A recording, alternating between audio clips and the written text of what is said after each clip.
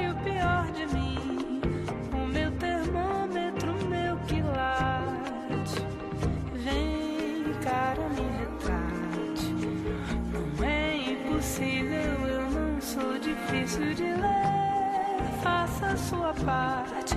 Eu sou daqui, eu não sou de Marte. Bueno, le prometimos que íbamos a hablar de la despenalización del aborto, las campañas, los reclamos que se hacen en todo el país. En este marco, lo que es la anticoncepción y el conocimiento, una instancia previa, si se quiere, para tal vez evitar llegar a lo que es el aborto en sí, que seguramente es un momento traumático para cualquier mujer que lo haya tenido que pasar. Y además, vamos a hablar de este libro, si lo podemos tomar, que se va a presentar la semana que viene en Rosario. El día martes en... Esta semana, el miércoles 2. Miércoles 2, el ahí miércoles está. 2 a las Miércoles 18 2. horas en la Facultad de Derecho. Bien, miércoles 2, 18 horas en la Facultad de Derecho, todo relacionado con el mismo tema. Por eso estamos con Viviana de la Siega, Mujeres Autoconvocadas de Rosario. ¿Qué más? Porque, digo, toda una institución Viviana acá en Rosario. Bueno, en realidad yo pertenezco también al Instituto de Género, Derecho y Desarrollo. Sí, Lo que señora. pasa que desde cuando fue el encuentro acá en Rosario en 2004, el encuentro de mujeres, y ahí nació la articulación de una serie de organizaciones que formamos MAR. Y bueno, que ya a esta altura incluso además hemos sumado otras, no a MAR, pero sí ya organizamos las actividades con otras organizaciones gremiales, políticas, porque este tema, digamos, yo veo que la diferencia de hace unos años a ahora, es decir, cómo se ha instalado y cómo hay una preocupación general en torno al tema, ¿no? ¿Cuál es la diferencia? Que si hacemos historia de hablar hace 15, 20 años atrás del tema del aborto, despenalización, ¿cómo lo tomaba la sociedad entonces y cómo lo toma ahora? ¿Es mucho el cambio, digo, de la visión? Sí, sí, es mucho el cambio. Mira, yo creo, antes era un tema tabú, es decir, la palabra aborto ya producía escozor. Yo te puedo decir que en la práctica nosotros tenemos una experiencia muy concreta. Empezamos, la campaña justamente empezó a partir de este encuentro de Rosario donde se hizo la primera marcha por la legalización del aborto. La campaña nacional por el aborto legal, seguro y gratuito, y empezamos con recolección de firmas para la presentación de la ley. La gente había que correrla, poníamos la mesita y la gente, por favor, nos puede firmar, y muchos, por supuesto, nos decían que sí, otros que no. Ahora, directamente, la gente se acerca y te dice, ¿dónde hay que firmar? Es decir, hay una respuesta muy distinta por parte de la sociedad. Ya directamente por el tema violación no había más discusión, y eso fue confirmado con el fallo FAL, pero yo creo que hay un cambio muy grande por parte de la sociedad con respecto en este sentido, al derecho a la mujer a tomar una decisión. A ver, el cambio viene porque se hizo visible la demanda, se hizo pública, entonces da menos temor a posicionarse y decir, bueno, yo estoy de acuerdo, o por un trabajo de muchísimos años de militancia, de derechos de la mujer, de derecho a elegir. Digo, ¿cuál es el motivo? ¿Es uno? ¿Son muchos? Yo creo que hay varias cosas, y nosotros visibilizamos el tema, lo pusimos en el debate, esto fue tomado incluso en la agenda pública, hay proyectos, hubo reuniones en las distintas comisiones, el Congreso, aunque nunca llegó a recinto, hubo reuniones con especialistas, y además mucha gente que no se atrevía a decirlo, que lo apoyaba, pues ya te digo, era como un tema tabú, se empezó a dar cuenta de que había muchos que pensaban igual que ellos y empezaron a poder aceptar que lo aceptaban. Sí, hay un tema tabú y un tema sobre el que además hubo muchísimas presiones para que no se tratara durante años en el Consejo, ni siquiera reuniones, digo. Exacto. Y me refiero a la Iglesia, por ejemplo. Seguramente, es un tema donde todas las iglesias en general están en contra. Teniendo, y quiero puntualizar esto, el Estado tiene que legislar no solamente para el que es católico, apostólico, romano, o de la religión que sea que profesa. El Estado tiene que legislar para todos. Y el Estado es laico. Entonces, el tema, además hay una cosa, la legalización del aborto no obliga a hacer el aborto. Bueno, primero. Ahí viene el otro tema. Hay una decisión, y yo te podría asegurar que el gran número de mujeres que se habla entre 450.000 a 500.000 abortos en la Argentina, las mujeres que practican un aborto, la mayoría deben ser católicas, o por lo menos se definen como católicas, por ejemplo. O sea que una cosa no implica la otra. Pero además, como vos hablabas antes de la posibilidad de... Nosotros decimos que la campaña tiene un eslogan, yo siempre digo que es como un programa de gobierno. Porque dice, educación sexual para decidir, anticonceptivos para no abortar, aborto legal para no morir. Bueno. Nosotros creemos que el aborto no es un método anticonceptivo, es la última opción que tiene una mujer. La última opción. Entonces, primero tiene que haber la educación sexual para que los chicos sepan cuidarse, respetarse, los chicos y los grandes, pero fundamentalmente la gente joven que inicie una relación sexual. Luego tiene que haber anticonceptivos, que en general hoy los hay. Y los provee el Estado. Los provee, pero tiene que haber una cultura del uso de los anticonceptivos. Y en última instancia, ante realmente un embarazo no deseado, tener la posibilidad de decidir su interrupción en un marco de seguridad para las mujeres. Es decir, porque hoy la realidad es que si bien ha bajado el número, y eso es muy importante, la penalización lo único que logra es que mueran mujeres jóvenes, pobres y sanas, porque además es una cuestión de injusticia social. Claro, mujeres pobres, vamos a decir, porque el que tiene la posibilidad llama a cualquier sanatorio de la ciudad, paga y tiene una práctica abortiva segura. Seguro. El que no tiene obra social termina recurriendo a cualquier médico de barrio en condiciones de clandestinidad, de inseguridad y con poca asepsia. Así que son las que generan las muertes. Nosotros planteamos por eso que es una cuestión de salud pública, porque implica muerte o a veces consecuencias en el físico de la mujer que son irreversibles. Es una cuestión de justicia social por esto que vos planteás de los que tienen dinero y los que no tienen. Y es una cuestión de democracia, porque esto solo le pasa a las mujeres. Entonces es un problema que si bien es de toda la sociedad, las que los padecen, las que ponen el cuerpo, son las mujeres. Nunca un hombre va a tener este problema. Entonces, para que haya una democracia plena, nosotros tenemos que poder decidir sobre nuestro cuerpo. Y yo siempre digo además que es una lucha que muchas llevamos, imagínate, sin ya tener que encontrarnos con esa opción, porque yo hace rato que pasé la posibilidad de embarazo, ¿no? Claro. Viviana, yo decía al inicio, cuando te presentaba el tema de conocer, digo, saber para, en todo caso, la mayoría de las mujeres, y vos también lo decías, no quiere llegar a la instancia del aborto. Ahora, para evitar eso, y digo en los casos que no hay violaciones, más digo, para evitar llegar a una práctica, hay que saber, hay que tener el conocimiento y ponerlo en práctica del tema de lo que es la anticoncepción, porque si no, se va a seguir discutiendo esto. Por eso decía yo, tal vez la mayoría de las mujeres no quieran llegar a eso. No, de eso, sí, nadie piensa que uno va alegremente a hacerse un aborto, Bien. Entiendo que no. Por eso es tan importante la educación sexual. Ahora, los que hablan solo de la educación sexual, también los que desconocen, es todas estas otras situaciones que pueden darse, como puede ser violación, puede darse, incluso no llegar a ser una violación de un extraño. Hay violaciones dentro de la pareja. Sí. Porque a veces hay situaciones de poder y de violencia en la relación donde la mujer no puede negociar el hecho de cuidarse. Bueno, a ver, los casos de violencia de género, en la mayoría son con algún conocido, familiar o vínculo directo, pareja, expareja, marido. Seguramente, sí, es así. Entonces hay que conocer toda esta realidad. Pero además, la experiencia ha demostrado que cuando existe la posibilidad de la legalización del aborto, como la mujer va a ir al efector público, al hospital a realizarlo, ahí va a tener consejería, la consejería posaborto. Y esto significa evitar que se encuentre en una situación similar. Entonces la experiencia ha demostrado que en los países donde está legalizado el aborto, disminuye el número de abortos. ¿Qué tipo de abortos están permitidos en nuestro país hoy? Bueno, en nuestro país está permitido cuando hay digamos, un peligro para la salud o la vida de la mujer, y ahora a partir del fallo FAL de la Corte Suprema quedó muy claro lo que nosotros ya decíamos antes con respecto a la interpretación del Código Penal, cuando se trata de una violación, de cualquier caso, no solamente mujer idiota o demente, sino de cualquier mujer una violación, y cuando, digamos, también cuando no hay viabilidad del feto. Entonces, en estas condiciones, basta con que la mujer vaya al hospital y diga fui violada, no necesita judicializarlo, tiene que realizarse la práctica.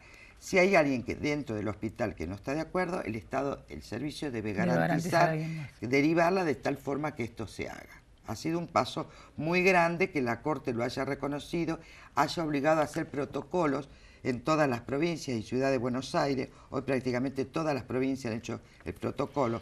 Hemos tenido discusión desde el movimiento de mujeres porque algunas provincias ponían restricciones que la Corte no había establecido. Y esto de la Corte no es cualquier cosa, ¿sí? Porque justamente la Corte en nuestro país es la última que hace la interpretación de las leyes. Entonces, cuando dicen no es vinculante, sí, es vinculante. Lo dijo la Corte y hay que cumplirlo. Punto. No hay más opciones. Esto Así es interesante para tenerlo en cuenta llegado el caso, si hay que hacer alguna presentación judicial con estos casos que están contemplados dentro de la ley. Y vos mencionabas uno, y Rosario seguramente tiene en su memoria el primer caso de un chiquito con anencefalia, que la mamá pidió autorización, la autorización se demoró, y cuando llega la autorización, la mamá tenía una panza de 6 meses y ya no lo podía hacer. Claro, que además son casos que sabemos que no son viables, No porque sobreviven. todos los casos no Fallecen sobreviven. o en el útero antes de nacer, o 2 o 3 minutos de la sobrevida.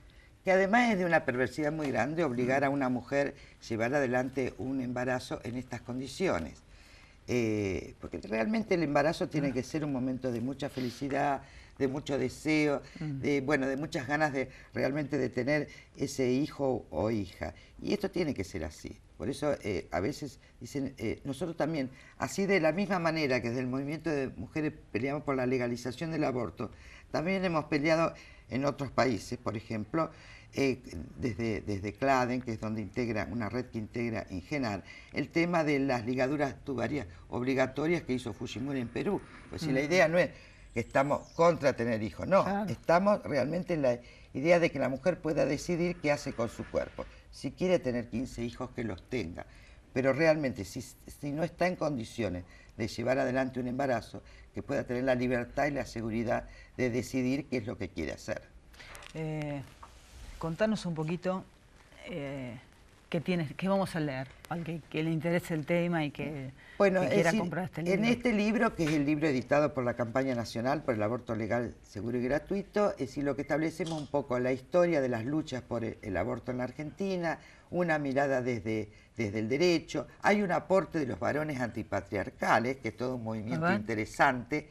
Los varones antipatriarcales que están en el país también tienen una filial acá en Rosario, uno de ellos va a estar presentando el libro, junto con Claudia Anzorena, que viene desde Mendoza, una de las compiladoras, junto con gente del Núcleo Interdisciplinario de Estudio y Extensión de Género de la Facultad de Ciencias Políticas, y la doctora Mabel Gabarra, que podríamos, si le digo veterana, se va a enojar, pero es una veterana luchadora de estos temas.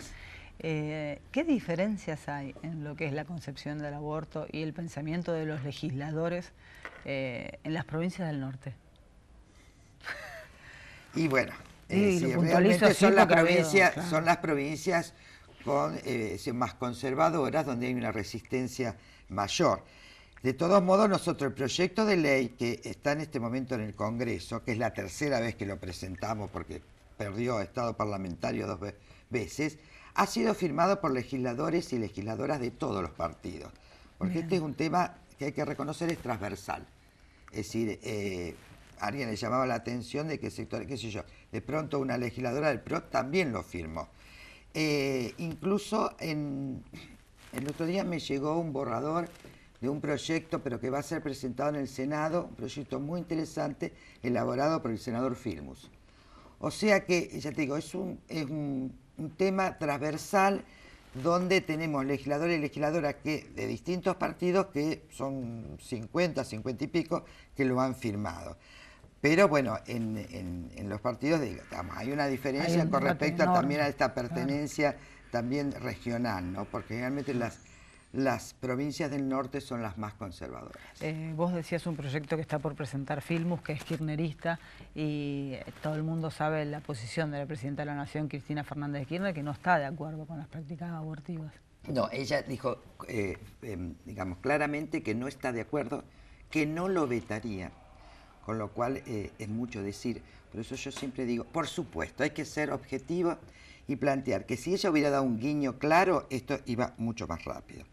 De todos modos, yo siempre digo, el proyecto no está en la Casa Rosada, está en el Congreso de la Nación. Claro. O sea que la responsabilidad hoy por hoy es de los legisladores. Ella ha dicho, si lo aprueban, digamos, yo no lo veto, sino, digamos, es lo que pasó con Mujica en este caso, que te acordás cuando Tabaré Vázquez lo vetó y él dijo, si llega yo no lo veto.